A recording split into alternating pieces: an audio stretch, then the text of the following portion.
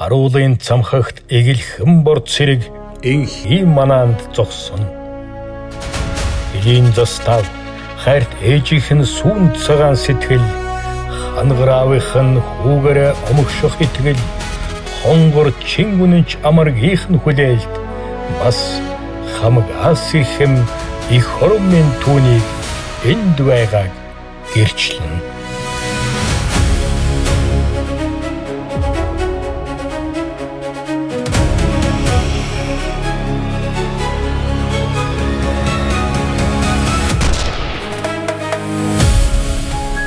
Тэр энд ганц хараач, эцгийнх нь итгэл, эхийнх нь залбирал, эх орны хязгааргүй хайртал түүнтэй хамт байсан юм.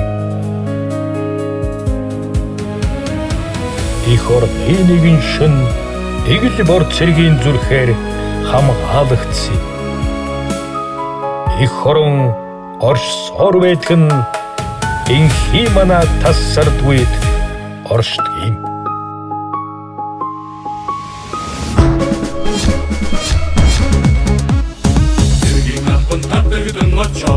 Хоёрын 26 оны 3 дугаар сарын 18-нд Крокус Event Hall Мистер Энхий манай.